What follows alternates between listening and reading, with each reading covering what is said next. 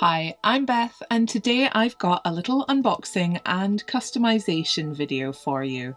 I was contacted on Instagram by the company Dolly Mori recently, and they asked me if I would be interested in collaborating with them. They asked if I would be interested in receiving a doll for free and consider customizing and sharing it on my channel. Dolly Mori was created by a number of designers from the Ruby Red Galleria with the backing of their chief designer and founder, Ms. Ruby Ho. Their dolls are inspired by anime and comics, and they're really charming and unique, as you'll see. Their doll is named Mory Lolli, and like many of our favourite doll brands, she comes with customizable eyes and wig, so you can really customize her however you choose. Right now she's available in 3 base styles, which are Strawberry Fields, Fairy Tale Adventures Alice,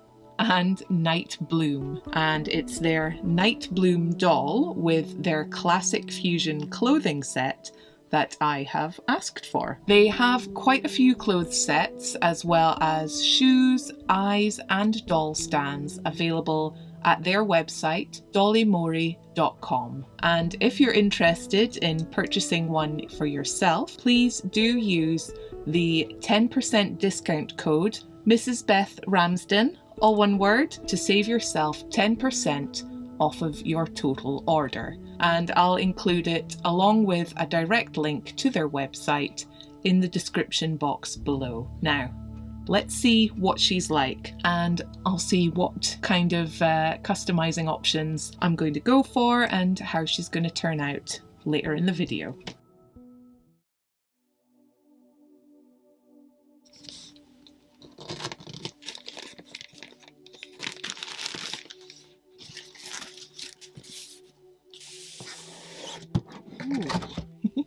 A very nice box. So it says Mory Lolli on the front and it says Night Bloom on the back. Information on the bottom of the box there as well. Oh gosh. So we have a little card, sticker, a little introduction card there, that measurements, okay. Get some long-term storage tips, that's very good to have. And how to open the back of the head, and a nice postcard as well. We also have, oh lovely, the clothing set here on top, so let's have a look at that. Oh lovely. And it comes with a pair of little socks which have a diamond, like a sparkly silver sort of diamond pattern on them. Oh, they're lovely, really nicely made. And the dress, it's gorgeous. Oh my goodness. Oh, it's lacy and it's layered. Oh, it has a really nice frill around the bottom and this lace, and then just so many different fabrics, which looks really exciting. And we've got this lovely textured pattern on the sleeves, little gathered cuffs, and a black bow at the neck. That's gorgeous, it really is.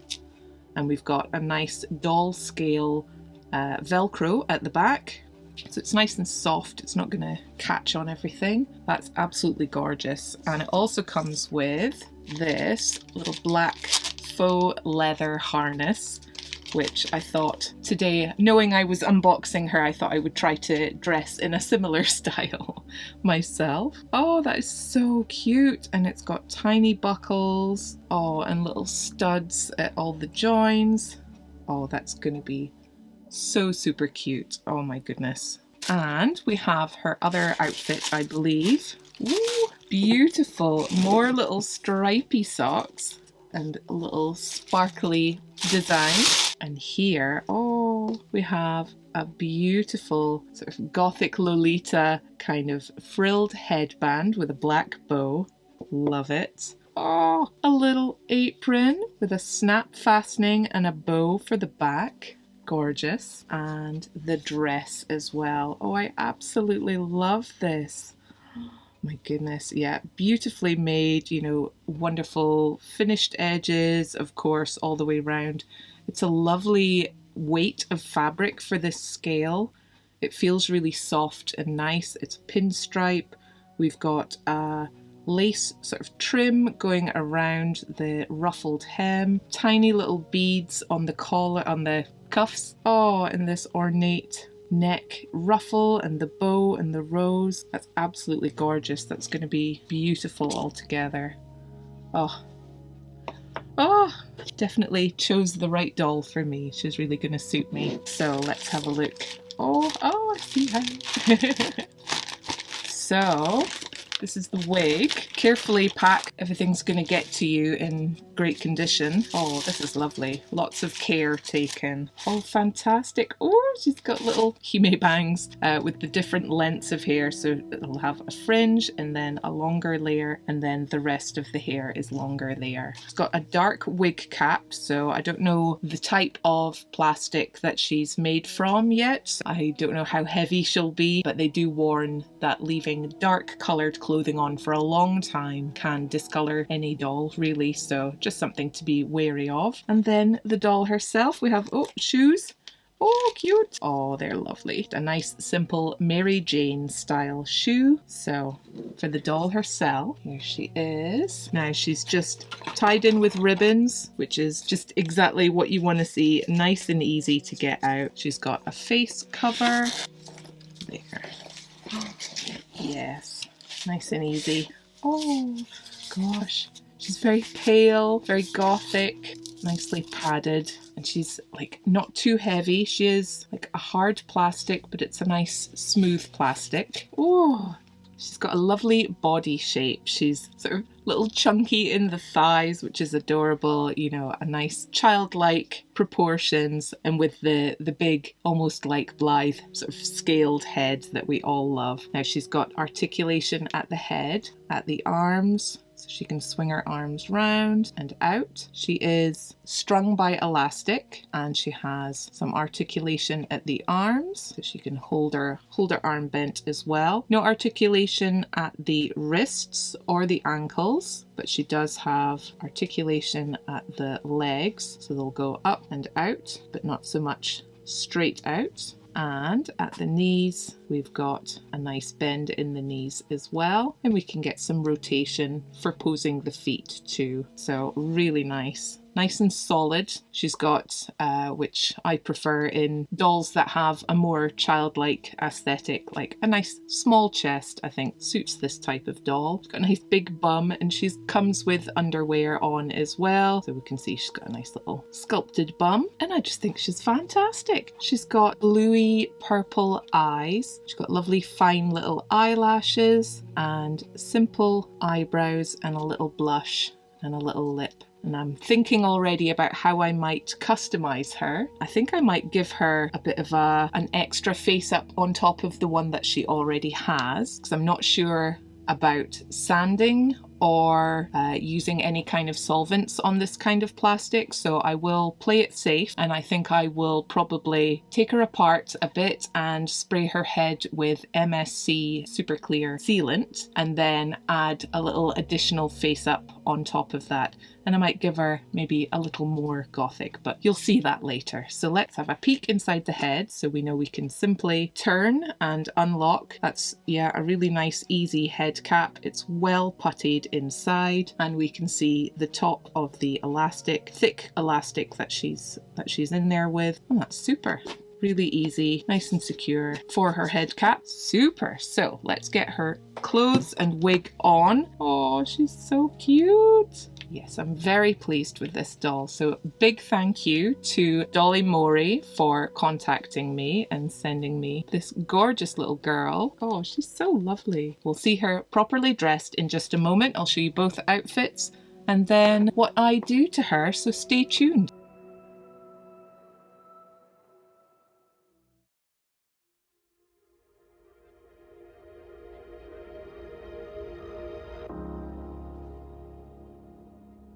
And here she is, all dressed up. Doesn't she just look wonderful? I mean, just pretty as her picture. Her sort of slight lack of joints in the wrists does mean that any clothes that she wears will have to be wide enough to go over her hands, which are lovely, by the way. Look how delicately they're posed. So pretty. It does make getting her shoes on really nice and easy because, you know, nothing's flopping around. I have to say, she feels really substantial. She's like a really nice, comforting kind of size. I don't know what it is, but she's just really solid. I think she would be great for anyone who's sort of lacking a bit of strength in their hands for all the finessing that some more complex dolls require. And I think she'd be really lovely for a child as well. She's just gorgeous. I really love all the layers to this outfit, and I'm going to try her classic fusion outfit on next, so let's see her in that as well. And here she is in her classic fusion dress set. Absolutely gorgeous. Again, I love her little socks. They're nice and easy to get up over the feet.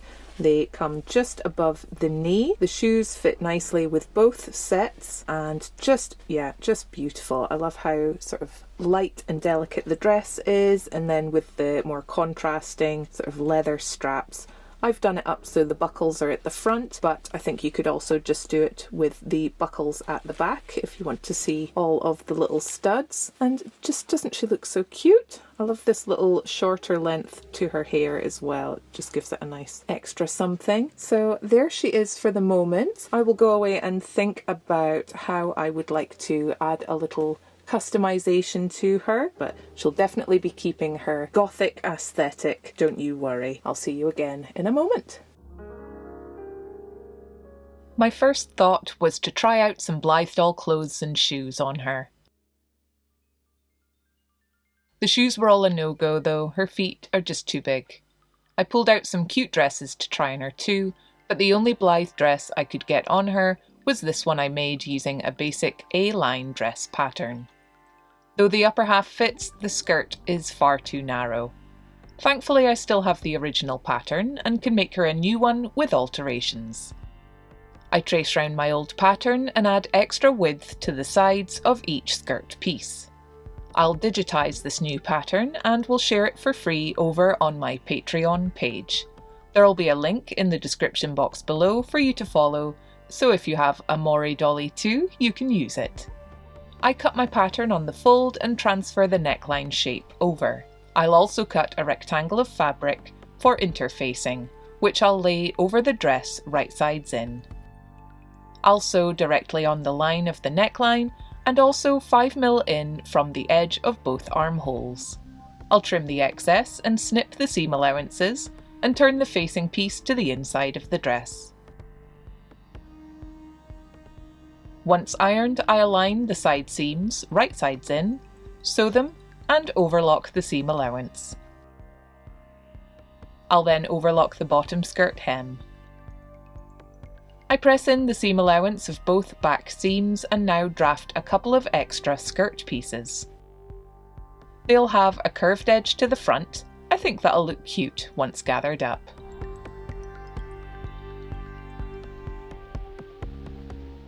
I trim the edges with black lace and fold in, then sew 2 gathering seams along the top of each skirt piece.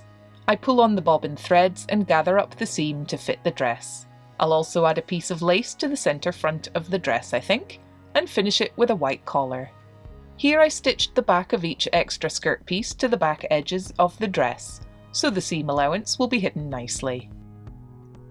I'm lining up the collar lace to the front middle and leaving it shorter on one side, so the Velcro back closure can overlap without too much bulkiness. Here my night bloom is trying on the dress. I think I'll also give her a little underskirt for another pop of colour later on. I'm really happy with it though, and the fit is great. I'll move on to customising the doll itself next. I'll add onto the existing face up, but will remove and replace the lashes and eyes.